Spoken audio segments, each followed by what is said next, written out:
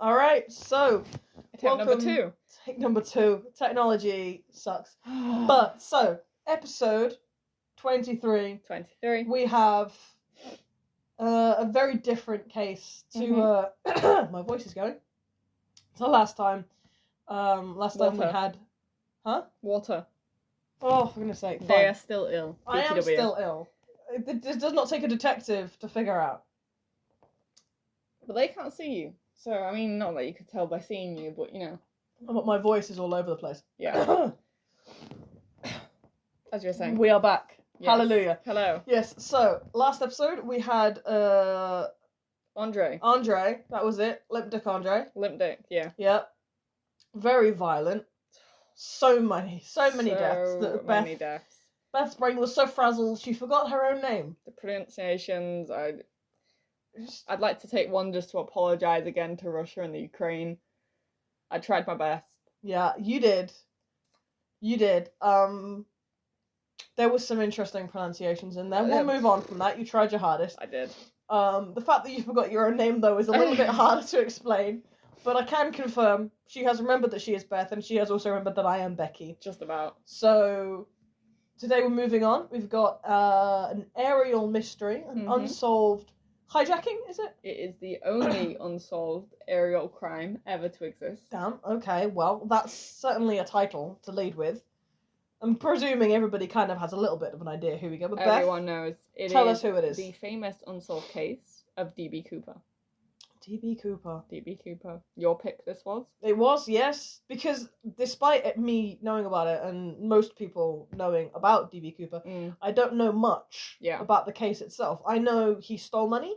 He did steal money. He stole money and he, hijacked a plane and then he disappeared from the plane. Literally, yeah. And that's about it. That's all I don't know anything else. I know those 3 facts and that's that. I mean, it is. That's basically what happens. Yeah. Yeah. But, I don't know any of the theories. I don't know any suspects. of the... Yeah, nothing. Yeah. So hit me. Well, obviously, so I've shown you a picture of the guy. Just looks like your standard average man. Well, I say showing you a picture of the guy. Showing you a sketch of, that a person on the plane did. You know what? If that guy walked up to me and said, "My name is John Smith," I would not be surprised. No, I could see that. Yeah. So there is a lot of suspects for this case. An insane amount. I'm not going to be covering all of them because we will be here for 2 centuries. We will. This podcast will never end if we did. Yeah. We could probably do an episode per suspect if we did that. Oh god, yeah. So I've listed 2 of the most popular suspects. Okay. And then I'm just, if you want to look at the other ones, go for it. I ain't got time, man. We do. There's a lot of information in this case. There is. And we have to edit. Editing is the thing. I'm not gonna be honest with you, I don't edit shit. You get what you get. Do with that what you will. I'm really not technical enough to edit. I'm gonna be honest with you now. I meant the information. Oh yeah. Not the podcast. Well, now they know. They just get the uncut, full version. Considering the tangents that we've been on some of these episodes, I think them understanding that unedited is basically the biggest tag in ours is pretty apparent. There have been some wild segues. Yeah. We really don't follow any rhyme or rhythm to these. We just go where the wind blows us. We do, and it's, adds a bit more personal, real touch to our podcast, I think. It's true. So, fuck it. It's basically like you're sitting in on a conversation between us. Because that's all it is. And I think I prefer that. Yeah, I don't like having, a structure, or, being told, what to say and stuff like that. I like just being able to react honestly, and if I want to intervene and be like, that's bullshit. Oh no, honestly, and I think I prefer that. Yeah. So, and remember the first few episodes where I just sat there being like, Oh, it was so awkward. So awkward. The problem is back then, we actually, properly ate meals. Yeah, we did. During those. And, and I'm, me, I hyper-focus on food. So I was so busy eating my dinner that all I could do was, Yeah. Plus, I didn't really have any confidence when it came to, the world of true crime or anything. Well, I mean, it's not really about having confidence, but it's just, especially, knowing that you're being recorded. And obviously, we've done over 20 of these episodes now, so think we're slowly getting a bit more used to it. We've got like a Embracing it a comfort bit. zone going Yeah. now. Like of To a degree, yeah.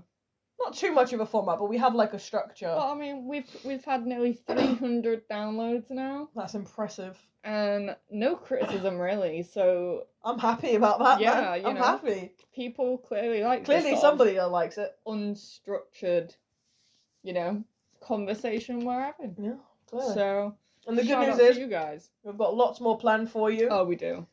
Beth had me pick out the special for episode number 40 recently. So that's how forward and ahead I am. So she made me pick 8 episodes in the space of about an hour. It's to make up for all our studying hiatuses we've been on, okay? It's fair. Studying mental health. Well deserved, yeah.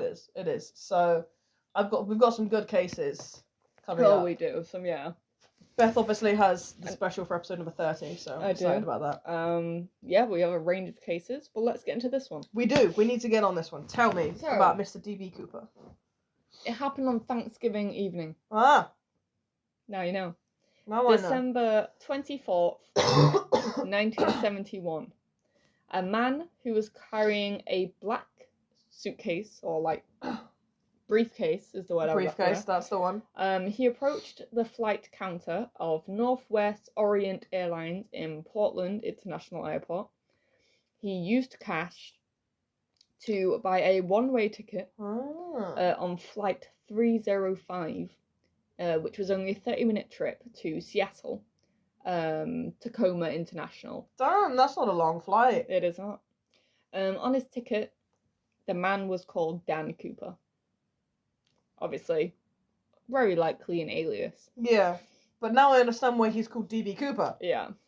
Because I was about to ask, if it's unidentified, they don't know who did it, how do they have a name? Yeah, instead of like John Doe or John Smith, yeah. That's fine. That's why, D.B. Cooper, makes sense. So, obviously, like I said, he was carrying a briefcase, but also a brown paper bag. Maybe he had his lunch in it? Yeah, that's what I was saying. Dinner time! Sandwiches! On the 30-minute flight. I don't think his lunch was in the brown bag, I'm going to tell you right now. Okay, alright. So he boarded flight 305. Yep. Which was, I'm going to even give you the plane here. Okay. A Boeing 727-100. Good old Boeing. Yeah, good old Boeing. He took a seat on seat 18E. So that's how specific we're getting.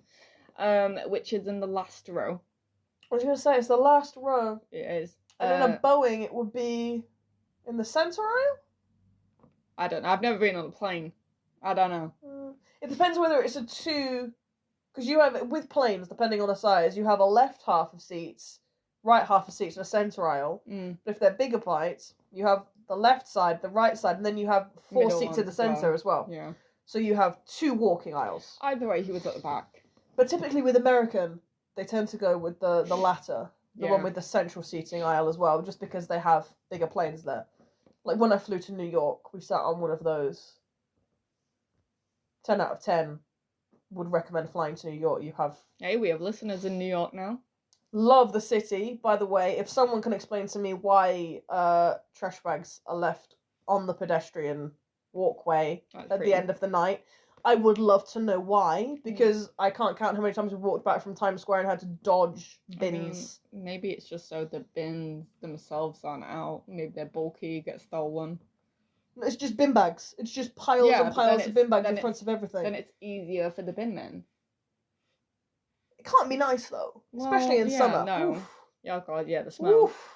Anyway, tangent. 10 out of 10 love New York, though. Would recommend completely. There you go, our New York listeners. Yeah, I love New York. Yeah, so we sat on the back row. Okay, sorry. It's alright. On this 30-minute flight, decides to kick back and relax, orders a bourbon and a 7-Up. Gotta spice it up, you know. Bourbon's good, though. No, I like bourbon. I like a 7-Up, though. She likes a good lemonade. I'm alright with a bit of a lemonade. Okay, you can have DB Cooper's lemonade. I love the bourbon. I'm good. Deal. Yeah. Alright. So any eyewitnesses that were on this plane, they described him as a white male in roughly his mid-40s. Okay. With dark hair and brown eyes. Okay. He was wearing a black or brown business suit with a white shirt, a thin black tie, a black raincoat, and brown shoes. Oh my god, he's Agent Phil Coulson from S.H.I.E.L.D. He is literally just like the Men in Black. That's basically what they just described. All I can get in my head is Agent Coulson. Like, just literally the most basic white man in a suit you could ever see. It's so clever though. It's like, it sounds specific, but at the same time you think about it, it's not. It's not. They've literally described like half of the people who would ever get on a 30-minute flight to Seattle. Just a standard white man in a suit, yeah. Literally, that's just it. So the flight left Portland on schedule at 10 to 3 p.m. Shortly after takeoff, and don't know if he'd had a bourbon and 7-Up by this point, he handed a note to a flight attendant called Florence Schaffner. Oh, I'm gonna call her Florence. Florence, okay. Fair. Yeah. Who was sitting in the jump seat behind Cooper. Okay. So, close up. She, for some reason, Florence didn't even open this note. Oh my god. She put it in her pocket. And then, she actually dropped it into her unopened purse. And then Cooper leaned over to her and was like, you probably should read the note that I just gave you. She probably thought it was just like a phone number or something. Oh, no. He went, Miss, you better have a look at that note. I have a bomb. Is that what's in the brown paper bag? I think it was what was in the bag. Oh. Not his sandwiches. So then she was like, oh shit. This white man in a suit has a bomb. So, apparently. So, I mean, he's just told her it's a bomb. It's like, what's the point of looking at the note? So, she opens the note, finally. Praise Jesus for that. 5 hours later. It literally just says, Miss, I have a bomb in my briefcase. It's in the briefcase, it's not in the bag. He could still have sandwiches. He could still... It's where he put the 7-Up. Alright. I have a bomb in my briefcase and want you to sit next to me. So... Okay. Yeah. Just what's one way of getting a date. So Florence gave him back the note. Return this to you, sir. Yep. Now I've read that. And then sat by him. She asked to see the bomb. So he opened the briefcase and she said that she saw 2 rows of 4 red cylinders she assumed was dynamite. The probability of this actually being a bomb, very low. But you don't need it to be a bomb, do you? You just need people to believe it's a bomb. Exactly, and I think that was probably what happened. I don't believe he actually had a bomb. When was this? What year? So fuck. 1971. I can't imagine most people have seen bombs. To be fair, the screening we have in airports didn't come into place until post 9/11. So getting bombs onto planes back then really wasn't that difficult. True, but at the same time, it's like bombs are gonna look, bombs look different. Like, depending on how they're made, what type of bomb it is. There is a lot to be said for how a bomb is made to identifying who made it. Like, it's very much like a finger painting, There's a lot of tells. But I don't personally believe this was a bomb. Well, I trust your opinion. You tend to have a good gut on these things. I appreciate that. You're welcome. So he made Florence write a note with his demands on. And then she took the note to the cockpit. Okay, nice little messenger girl there. Yeah. She then informed the flight crew of the situation that was going down. Right. A man called Scott, who I'm assuming is someone in the cockpit, he contacted the Northwest Flight Operations in Minnesota. To let them know. Yeah, basically to let them know the loss, right? And the demands. So his demands were, he requests $200,000, which I'd imagine is worth more in modern day. In a knapsack by 5 p.m. He wants 2 front parachutes and 2 back parachutes, and he wants the money in American currency. Oh, okay. That was his demand. So He did make so when the plane ended up landing in Seattle, Okay. where the trade would happen. But while he was there, he made some additional demands. The fuel trucks must meet the plane, and all passengers must remain seated when the money is brought on board. After he had the money, he would release the passengers. I'm intrigued how he gets out of this. Yeah, it's a journey. Because he does sound like he's kind of boxing himself in a little bit. True, but at the same time, he does sound like he's got every aspect planned. So during the flight from Portland to Seattle, he demanded a different flight attendant with the surname Mucklow to remain at his side at all times. Okay. Insurance to make sure they don't try and take him out, I guess. Yeah. They said that Cooper appeared familiar with the local terrain. At times that he was like looking out the window, he recognised areas. Clearly he knew where he was. Yeah. He also correctly noted the McCord Air Force Base that was only a 20-minute drive from Seattle Tacoma Airport. So we recognised that base. Okay. They also described Cooper's demeanour, saying that he was not nervous, he seemed rather nice and not cruel or nasty. The FBI agents used several banks in the Seattle area to assemble the ransom. Okay. The money was $10,000 worth of unmarked $20 bills. But all the numbers on the bills were noted. Okay. So that if they were used... all the serial numbers were noted. Yeah. Okay. That it would, flag. So, at 5:24, Captain Scott was informed that the parachutes had been delivered to the airport as well. So they had all the goods. And so he told Cooper they would soon be landing and doing the trade. Okay. So at 5:46, the flight landed at the Seattle Tacoma Airport. Okay. The hostess that had sat next to him jokingly asked Cooper if she could have some of the money. Cooper agreed and handed her a packet of bills, but she ended up returning the money immediately, saying that gratitudes or tips were against her company policy. Incredible! She then also said that Cooper had tried to tip her, and the other two flight attendants, including Florence. Nice. But again, with money from his own pocket, not the ransom, but they also had all declined because they weren't allowed to accept tips. I laughed when I wrote that. I was like, what? That's incredible. Wow, they really care for that job. They took that so far. Fuck, I'd have taken that money. I'd have taken that money. I'd have taken them. Didn't say how much he was giving them. If you did tip them, then I'd be worried that they might think that I was in on it.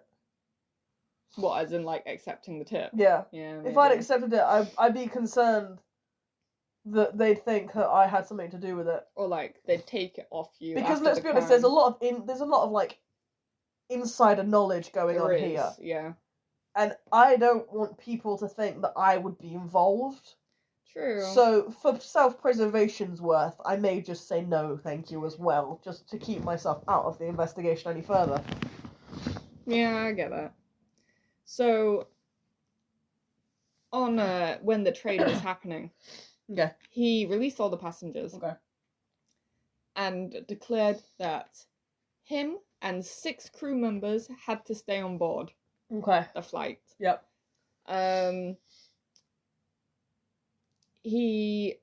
One of the hostesses actually gave Cooper a printed instruction for using parachutes, but he said he didn't need them. So clearly he knows how to use parachutes. But that would also explain why he knew the Air Force Base. Yeah. Because he's probably done practice jumps. Yeah.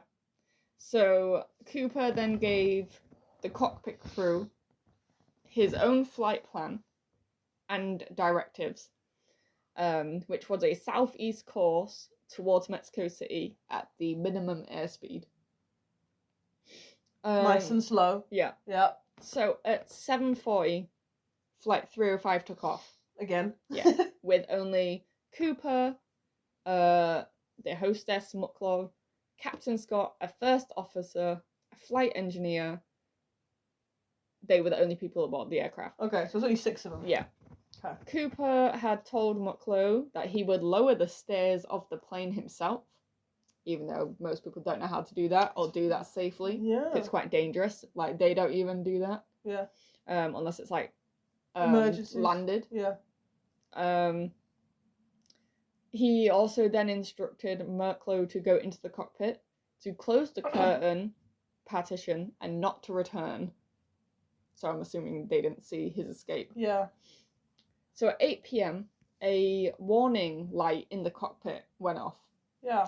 Signalling that the staircraft of the aircraft had been activated. Okay. So it was around that time he would have jumped. But it's interesting that he gave them like a window. Yeah. Because travelling at that airspeed, in a parachute, you don't get a pinpoint location for the drop. You get an area for the drop. But they still obviously found nothing. Yeah. And they but did that would have been a big area. Yeah. Yeah. To cover. True. Yeah. So, on examining the plane, they got 66 fingerprints aboard the plane. Okay. But granted, who knows how many passengers were actually on this plane? Yeah. And staff. FBI agents recovered. The only thing really they recovered from Cooper himself was his black clip-on tie, a tie clip, and 2 of the 4 parachutes he had requested. And obviously the sketches from witnesses. So he took 2 of the parachutes? Mm-hmm. Front and the back? Yep. Why? I'm going to assume it was probably because him requesting more parachutes than he needed made it look like he was going to be jumping with someone. Like a hostage. Yeah. Because he would probably know that if he only requested like 1 or 2 for himself, yeah, they might make them dodgy. Yeah.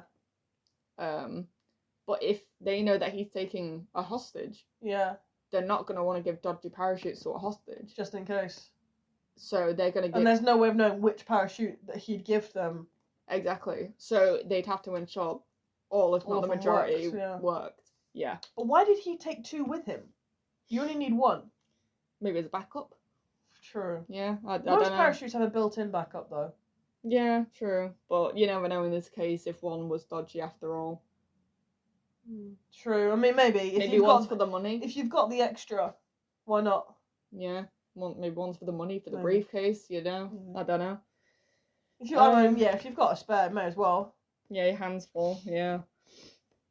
So they started questioning suspects. They obviously had to consider the fact that maybe he did use his real name. Unlikely, but still got to check it out. I doubt it. Apparently, there had been a previous crime with someone of the same name, but they weren't end up linked. Okay. Because obviously it was an alias. Yeah. In this case. Hold on. Oh, she's having a sip of the agua. Apologies for awkward silence. Hydration. Okay. We were just patiently waiting for you to continue. Yeah. There was no awkwardness about it. Good. Until you said awkward silence, sorry, and then it got awkward. I got to make sure things awkward. Okay. So, the Portland police discovered and interviewed a Portland citizen with the same name, D.B. Cooper. Okay. It wasn't him. It wasn't him. It wasn't him. That was Flat out. That was the end of that. The pilots never saw anyone jump from the plane. The radar didn't detect anything. A person or a parachute. But that don't mean anything. No.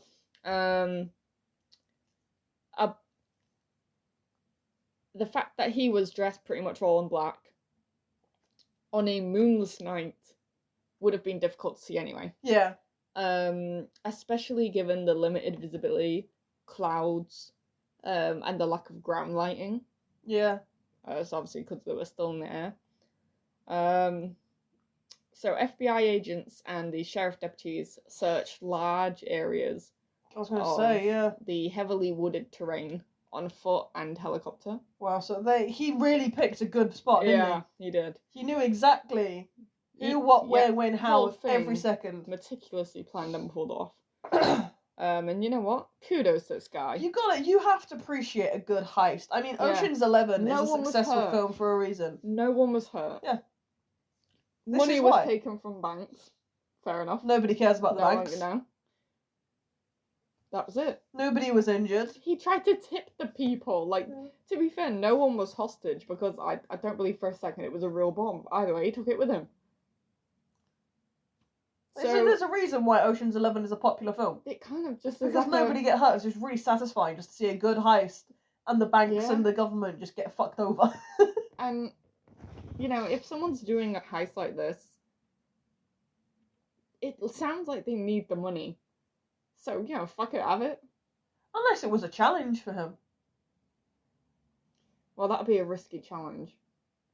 But... honey, he's literally robbing a plane. Yeah, I know, exactly. I don't know, that kind of gives me desperation vibes. Yeah, but he didn't seem... Most people, when they're desperate, you can see it when they're committing the crime. Done things like that before. Say if he was... You know, because obviously he has to have flown a parachute before. Yeah. Yeah, you know, he has knowledge of everything. He's definitely pulled off robberies before, though. I don't know about robberies, but I definitely feel like he has Air Force training. But I feel like he covered way too many of the options, way too many of the possibilities, the intricacies of how the FBI would react, how the others would react, what possibilities, what outcomes could happen. He covered everything. Maybe he's just a perfectionist. Maybe he's a professional. Yeah, maybe. But we'll never know. Maybe it's the wrong P word. Yeah. So, like I said, they searched thoroughly this sort of foresty area. Bitch was long gone. They tried everything from door-to-door searches and local farmhouses. Neither Cooper or the equipment that he had was found anywhere. No. You take the equipment with you because the equipment's going to indicate shit. Yeah. They even tried to use a submarine to search the 200-foot depths of a Lake Merwin. It's presumed that Cooper probably jumped over the town of La Center in Washington. A month after the hijacking, the FBI then distributed lists of the ransom serial numbers that were on the money. Okay. So now they're trying to follow the money. Yeah. Because clearly he stole the money for a reason. Yeah. You know, probably to use it. And they gave that to various places, financial institutions, casinos, racetracks, businesses that handled large amounts of money. Where it can be laundered quickly for easy profits. And to other law enforcement agencies as well. And that was all over the world. And nothing ever came of it. Nothing came of it. No. They then the Northwest Orient even then offered a reward of 15% of the recovered money. Damn. For any kind of information. Okay. Nothing. Jesus. It was never claimed. So the original landing zone estimate of where they thought he was going to land was actually inaccurate, they found after a few years. Captain Scott, who was flying the aircraft manually because of the speed Cooper had requested and the altitude demands. You couldn't put it on autopilot? No, he had to do it manually. He later determined that his flight path would have been farther east than they initially thought. Okay. So not really anything happens within that time. So we jump to quite a few years later. July 8th, 2016. Oh shit, okay. Yeah, man. The FBI announced that the active investigation of the Cooper case would be suspended. 40 years later. Yeah. Okay. However, 3 major pieces of evidence were found on the plane.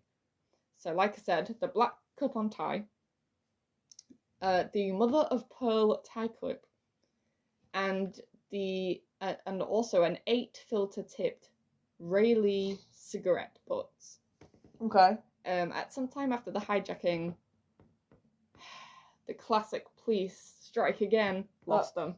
Lost the cigarettes. For God's lost the cigarette butts, which would have had DNA we could have found in this day and age. Yeah. Yeah. No, lost it. I'm impressed with just how frequently the police just lose things. I mean, to be fair, the amount of shit per case that gets put into there... Yeah, but the world's most famous and only unsolved aircraft hijacking Doesn't matter. It goes in the same. It goes in the God. same paper box as the rest of the cases, homie. There's nothing. There's Just nothing impressive. special. There's nothing special, security-wise, between that case and a mugging on the 54th Avenue in whatever city that could have chose to be revealed hounded. all. Could have. It could have. Nope. So, February 10th, 1980, we're taking a step back in time. All right. 9 miles downstream from Vancouver, Washington. So, about the rough area. I love Vancouver. They uncovered 3 packets of the ransom cash, which totaled around 5,800 in euros. In the Sandy... I mean dollars. Yeah, I don't know why I said euros there. Dollars. In the Sandy riverbank, by a family. Okay. So that's 3 packets of the money that's been found. Okay. The bills obviously had disintegrated. In the sandbank? In the sandbank, yeah. Were they still in the plastic river. wrap? They were in the wallets. Yeah. Yeah. The bills had disintegrated slightly, obviously from the lengthy exposure to the elements. Mm-hmm. But we're still in the rubber bands that the FBI had handed over to him. And placed them. Which makes me think they probably came out in flight or during his escape. For sure, yeah. The FBI technicians confirmed that the money was, in fact, D.B. Cooper's money, yeah. And they could place the date range that the money entered the water / sand at least several months after the hijacking. Okay. Yeah, so bit strange there. You would have thought he would have got the hell out of Dodge. Yeah, but right after. Unless it went in water and travelled and then finally got stuck. Unless he's up the current. Yeah. And it travelled down the current. Yeah, or some shit like that, yeah. But yeah, who knows? For that one. Damn. But the money that was found in the Columbia River / sandbank is the only confirmed physical evidence from the hijacking found outside the aircraft. Jesus. So that includes the briefcase, the bomb, anything to do with D.P. Cooper, the rest of the money. Please, somebody inform me. What the fuck was in the paper bag? Well, I'm going to say for sure maybe that's 7-Up. Alright? No, because he got the 7-Up from the lady. Yeah, but clearly he didn't give it back because that would be used as evidence. It's got his DNA on it. The same for the bourbon. He can't have given them back. Are you telling me he brought his own bin back? They might have done. All I know is that he took back everything that could have had evidence on it. The note. He literally told the people that... To give everything back? Yeah. So he thought that through as well. This guy thought of everything. Yeah. Jesus. So one of the 2 reserved parachutes that Cooper was given was actually an unusable training chute. Only to be used for classroom demonstrations. Oh, so they did? Yeah, they did. And I'm assuming he knew. So that he had intimate knowledge of not only how to use a parachute, but how to pack one. Yeah, how to pack one, but how to tell if it was dodgy. Because that's part of parachute training for packing. That's not for just using. They'd have to have an instructor training course to identify how to tell if a chute's been tampered with. Yeah. Whereas someone like me and you won't be able to tell. So in terms of the sketches, the first sketch they ever did was not well received by actual eyewitnesses that had been there at the time. So they turned around and was like, that's bullshit. That looked nothing like that guy. And the general consensus was that the man that they'd drawn was too young to be Cooper, and that his face was too narrow, and they'd made him about 5'10",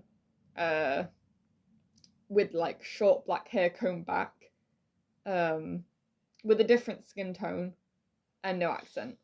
The only person that actually remembered his eye colour was Florence. Florence, who yeah. sat next to him and said that they were brown.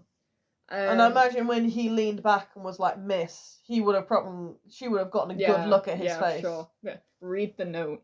Read the note, Read the miss. damn Please, note. dear God, it's not my phone number. So, Cooper then also appeared familiar with the Seattle area, and may have been an Air Force veteran. So that is something that they think is a very strong possibility. Yeah. Would explain a lot. It would explain his calm demeanor as well. Yeah. Because Air Force vets do not panic as a term of phrase turn to panic. It would also explain how he managed to come up with a whole fucking flight plan. Yeah.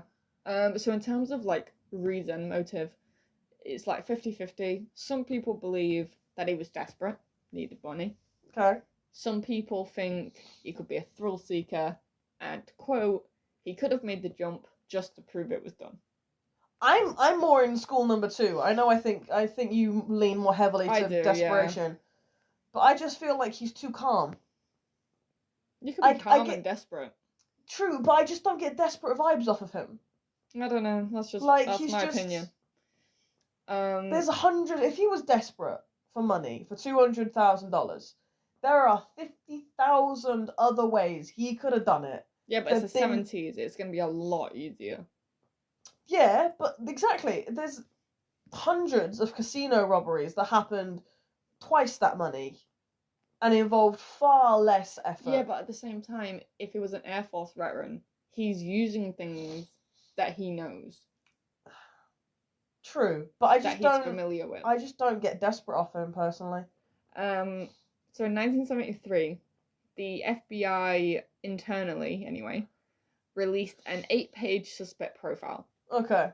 The profile speculated that Cooper was obviously military trained and probably a parachutist, not a sports skydiver, because in addition to his comfort level with military-styled parachutes that he was provided, his age would have made him an outlier in the sports skydiving community. Yes, they were very young. Yeah.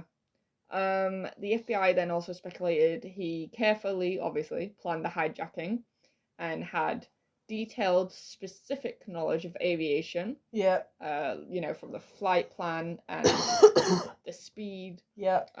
He had specific knowledge of the local terrain, and because really, when you're hijacking a plane, who's going to specify the speed that the plane flies at unless you know what you're doing with a plane? Yeah, and he knew specific knowledge on the plane itself. Yes. He, like I said earlier, he demanded 4 parachutes to force the assumption he might take a hostage with him. Yes. But, it was obvious that he never planned to. And clearly he was clever enough to drop the one singular one that he would. That wasn't working. So from the beginning of their investigation, the FBI was skeptical about his chances of surviving the jump. That's still something that's very up to date to this day. Most people think he didn't survive. Some people think he did. Okay.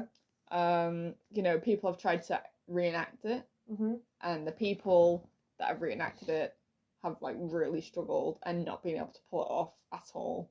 Even in modern day times. That might explain the 2 parachutes, though, if he had 2 parachutes open. True. Well, obviously the people did it with that as well. No one's ever managed it. But then surely, if no one's ever managed it, to survive it... But that would also explain why the money has seemingly never been used. But there'd be some kind of... Even if someone came along and, got rid of the body and... Where's the parachute gone? The parachute isn't just going to disappear. I think he survived. I think he survived. And I hope he lived luxury with his, thousands. I hope somewhere he lived his life on a beach with his thousands of dollars and a beautiful woman and a dog. Yeah. Great or life. A beautiful man if he goes that way, I don't know. I think he did. I think he made it. Yeah. I think he knew far too much about what was going on there to ever attempt a jump that he couldn't make. Yeah. I think he had a plan. The FBI provided several reasons and facts to support their conclusion that they don't think he survived. Well, yeah, it's easier for the FBI to say he didn't survive than to explain they couldn't catch him. I do believe it's still an open investigation to this day. Okay. I don't think they've ever closed it. It's understandable. So some of the reasons that they think he didn't survive was that they think he had a lack of skydiving experience. But if it's a parachutist, that kind of contradicts. You literally just said he's a professional, military trained in your jumper, profile, and you've literally just said he had limited experience. That's like saying he's an expert gunman but doesn't know how to fire a weapon. Next, get ready for this. So remember in the profile he said they think he's a parachutist. Yeah. His apparent unfamiliarity with parachutes. What unfamiliarity? Where are you looking? Where are you looking? I'm so sorry. Maybe I'll be like secretly killed by them for this, but the FBI can be dumb. I said it. Honey, we all know this. Yeah, to all. And apparently his lack of proper equipment for his jump and survival. Why would he need it if he could get it off of you? Honestly, let's be honest. Who says he didn't have accomplices on the ground? True. And nobody is going to walk onto a plane with a parachute. Yeah. Also, the weather on the night of the hijacking, the wooded terrain in which Cooper would have jumped, his lack of knowledge of the landing area, the unused ransom money. One of the FBI agents, a man called Richard Tosar. I guarantee you, this guy's going to be dumb. He is. He has a theory that Cooper became incapacitated from hypothermia during his jump, landed in the Columbia River, and drowned. Oh yes, that's it. That's because a man with military experience. And I'm saying that only because I reckon he's to be like, some of the money was found near that river. That's it. I reckon. That's it. That was his theory. Yeah. All right. 5,000 of 200,000 was it? 5,000. 200,000. Where was the rest of it then? Because you never been used. Because you would presume if he drowns, that money was released into the current in the same place. You would presume then that one would be dotted along the coast as it came in. So why then is only 5,000 discovered? I feel like you and Richard need to have a talk. Someone needs to smack the fuck out of Richard, because what the hell? I mean, at least he came forward with this theory. I don't know. It's a dumb theory. It's DB Cooper. Everyone has a theory. So we're basically at the end now, but we're basically onto suspects. Like I said, I think I said it earlier. There is pages and pages of suspects. And my ass was not about to write every single one of them down. That's fair. Fair. Mostly because it was the exact same thing that was saying about them all as well. So they were all suspects for the exact same reason? Pretty much. So I was like, I'm not writing them down. That's so fair. I wrote the first two, which are the top two. The top two. But if you want to look more, it's really easy to find the suspect list. Okay. So go for it. The two main suspects. Yeah. Hit me with the main one, the big guy. First one. Called Theodore Burdett Braden Jr., and he lived from 1928 to 2007. Okay. He was a Special Forces commando during the Vietnam War. Shit, alright. A master skydiver, and a convicted felon. He matches the witness description perfectly. Okay. That's about... They don't give much more of a reason why they're a suspect apart from that. So basically, it's just anyone that might have been in the Special Forces and may have committed a crime. And that's it. Yeah. That's their entire profile. It was you were in the military. Yep. You match this description. You might have committed a crime. You're a guy. And the fact that he's a felon only makes him more obvious as well. And then the second guy. Okay. So in 2003, a Minnesota resident, Lyle Christensen, was watching a TV documentary about the hijacking and became convinced that his late brother Kenneth, who was around from 1926 to 1994, was Cooper because he was a paratrooper. Witnesses says he matched the appearance more than anyone that they'd ever seen. Sure. Yeah, that's it. That really. Oh yeah. my god. But I'd like to also include that in the suspect list, the like long list, there's even some women on the list for some reason. Maybe as accomplices? No, as in being Cooper.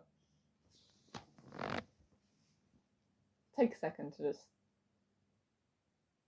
Wait, yeah, clearly, it's Danielle Yes. B. Cooper. Yes.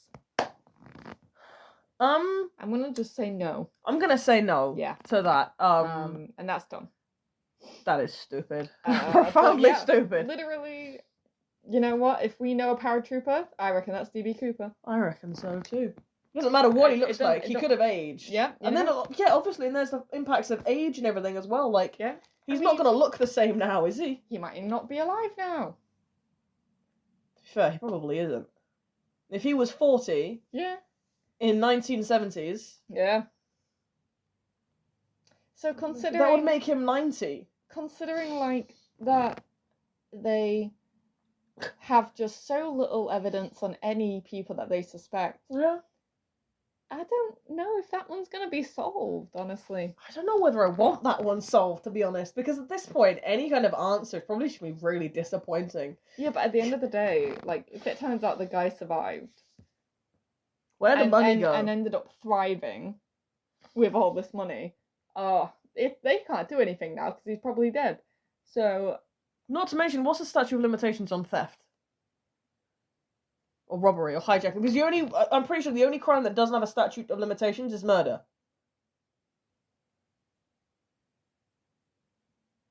I mean... Like, what's the statute of limitations? I don't know. I mean, it's an open case, so I'm assuming that don't matter.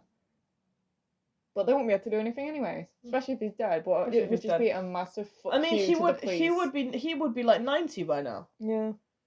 If he's alive. I don't If know. he's a he. Clearly, well, according to the FBI suspect list. Probably a he. But, yeah, I don't think he's probably still alive. But I reckon, he survived. I reckon he got away with it. And I hope he thrived. Yeah. I hope I'm on Team DB Cooper. I'm on Team Cooper as well. I hope that man went and invested that money and lived a life of luxury and comfort with... Knowing he pulled off the most successful, only unsolved... aerial hijacking robbery of all time. Of all time. And the fact that no one has been able to recreate it even closely, even with modern stuff, ever since. Like, going from like a technical point... I do acknowledge it's probably very hard to pull off. Oh yeah, for sure. But at the same time, like, there's one thing you can't recreate, and that is the exact circumstances of the night. You can recreate replicas. Yeah. But you don't know whether, he was a military guy. He could have had long johns underneath. Oh, I absolutely believe he was a military guy. But he could have had, like, thermal protection underneath. Yeah. If it's planned everything out, so I wouldn't be surprised. Yeah. Like, there's absolutely no way of knowing whether he had gloves on his person, whether he had thermals underneath. I mean, he was wearing a full black suit. I don't think he was wearing gloves because he made them give back everything that would have had prints on. So I don't think he was wearing gloves, and there's nowhere that says he was wearing gloves. No, but there was nowhere in the case that says he didn't have gloves on him. True. I'm still wondering what was in that brown bag. Exactly. Might have been in there. Let's have a look. Maybe it was all the things that he'd asked back for. Yeah. Oh, we won't know. Well, but that's all we know. But yeah, I think there's no way of completely, exactly replicating that. Especially the man's knowledge. I mean, we don't know what he knew. But at the same time, the FBI believe him to probably be dead. The FBI believe a lot of things. That's true. No. The FBI believe that... They believe him to be dead from him jumping out. Yeah. Not right now. No. Even though I believe it's still an open investigation. Look, the FBI believe it... No, I still believe he survived. JFK. Oh, Lord. End of argument. End of argument. That Case closed. But no, I think he made it. Yeah, I do. I hope he made it. I hope he made it. Fuck them. Fuck the FBI. And you know what? He was so lovely sounding, and he was so lovely to all the staff. Yeah. And You know, he wasn't threatening in any way. Yeah, if he was a dickhead and a bastard and threatening people and hurting people, catch that motherfucker. He didn't hurt a single person. No. He didn't threaten a single person. He planned it so perfectly that he wouldn't have to. Yeah. Yeah. So you know what? Good on you. That guy. Good on you. I hope you lived. I hope you thrived. I hope you had a great life. Yeah. Wherever you are, sir. Hats off to you. Yeah. But yeah, that was DB Cooper. That was DB Cooper. That was far better than I thought it was going to be. Okay, good. I thought he went onto the plane with the money. Nope. I thought he went onto the plane with the money and, like, he'd committed the robbery, got away, gone to the plane. Oh, no. And then he jumped off. You know, people being like, oh, he's got on the plane, we'll go to Seattle and catch him there. No. And he'd, like, jumped off midway. I was shocked when you were like, he landed, he had a whole thing, and then he got on a plane again. Yeah. And flew off again, and I was like, wild. I didn't know he'd be on 2 planes. No, I thought he jumped off the first plane. I thought there was only 1 plane. That's why I was so confused when you were like, it's a 30-minute trip between. It does make more sense. It does make a lot more sense. There's 2 journeys. It's just same plane, 2 journeys, isn't it? But yeah, an interesting one. Unsolved. It is baffling. Don't know if that will ever be solved. I don't know whether I want it solved. I don't think it will. I don't think it will be. It's one of those things where we might discover new information, you know. I think they lost the only piece of evidence that and those could have had butts. DNA on it, yeah. Because he was clever enough to ask for it all back.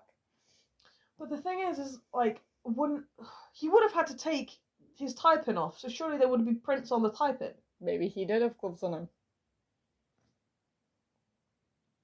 And there clearly there was no prints on. But if he was so fastidious in taking the bourbon and the Sprite and the note, why would he leave the tie and the pin? We don't know for definite he took the bourbon and the Sprite. But why would he leave the tie and the pin? Because he would have had to take them off. Maybe he was just if he was doing it for just like the thrill, maybe he was just like, all right, I'm gonna leave some evidence. Leave some breadcrumbs. Yeah. See if you can follow this. Yeah. And they don't. But yeah, there was no prints on him. Wild. Wild. So, DB Cooper. Very interesting to debate over. I do love cases like this. Yeah. Where there's no answer and it's just a mystery. It can be a bit frustrating, I think, sometimes. Because you want to know. I only find them frustrating when it's because people have fucked up. The FBI low-key. And when innocent people get hurt and the guy that gets away is truly like a bad guy. When it's somebody like DB Cooper who's gone through great lengths to make sure that nobody's hurt, you know, there's no kind of fallout besides the financial from the banks. Yeah, shame. So sad. Nobody gives a fuck. And the FBI looking stupid. Oh, they look so dumb. Great. I would pay him to do it for myself. Yeah. But yeah, I don't find it frustrating when it's cases like this and I'm not as invested in seeing an answer. The wanting to find answers is more out of curiosity than a need to see somebody punished for the crime committed. I think it was very much a people's crime. It was. It was kind of very Robin Hood. Yeah, it was. Take from the rich, give to the poor. Yeah, because, like, even if he did have accomplices, or even if you found out, or, found evidence, I don't think I'd give it in. Huh. If a guy had, like, told me, and like, shown me hard proof where it's the money or whatever, that he is DB Cooper, I'd be like, oh, wow, I'm a big fan. Yeah. Love your work, mate. Love your work. Fantastic. If he turned up, I'm not handing you in. If I lived on one of those farms, and DB Cooper showed up with like a broken leg from the landing, I'd be like, Holmes, I got you.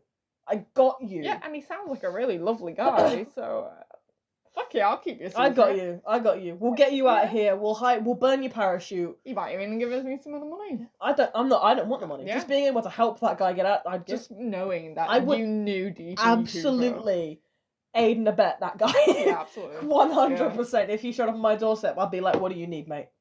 What? Name it. If I can get it, I will. Yeah. I would completely help that guy get to Mexico City. Without doubt. Yeah. If that was where he's going. I don't know, maybe. It's interesting that he flew down, but then the money ended up back in Washington. which makes me think that he went back up to Canada. Yeah, I don't believe he was truly heading to Mexico City. I think I don't that's think. too obvious. Yeah. Maybe to lead him there. Yeah, like, oh my goodness, we've just had a robbery, While and he now goes he's running somewhere into else. Mexico. Yeah, leads them there while he goes the other way. Yeah. Yeah. But yeah, so. Oh, wild. Can't actually remember what episode that was. 23, possibly. Hope you enjoyed. I certainly bloody did. Oh, good. Yeah. So, quick life update. I am moving out tomorrow. Traitor. I'm sorry. So that means Becky and I are not living together. We're still planning on doing the podcast. We've pre-recorded a couple of other episodes.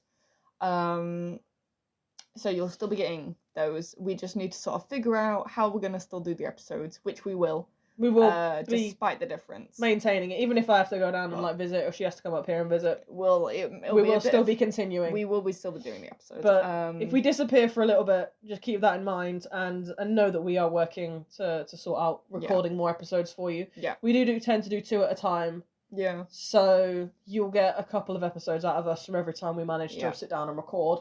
So you're good for another. A good another month at least for episodes. Because we've got some to post. Yeah. So before this as well. Yeah, I'll probably we'll probably post episodes about once a week. And we've already got 4 or 5 I've recorded maybe now. 6 even actually if we record them in 2s, don't we? No, I think we've got 4 or 5. 4 or 5. Yeah, most. Either way, we've got at least a solid month's worth to get us sorted. Yeah. So you're not going to be short on content for this next one. No. So there you go. But if we disappear for a bit, keep that in mind. We do have episodes plans, and we just need to figure out the logistics of that. Yeah. Want to say obviously again, thank you for all the listeners, all over the world.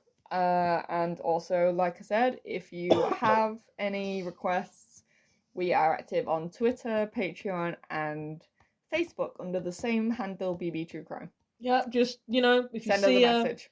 Send us a message, drop a comment on one of our tweets about an episode. Yeah. Feel free to let us know, because always willing, and they always come first. We put them before other episodes. So. Oh yeah. All right. Thank you very much, guys. Hope you enjoyed. Stay safe. Do you remember your name? I am Beth. And I am Becky. I'm so proud of you. I had to think about it again for a little second there. This is BB True Crime, episode 23, and we will see you next week for another interesting case. Bye, everybody. Bye, folks.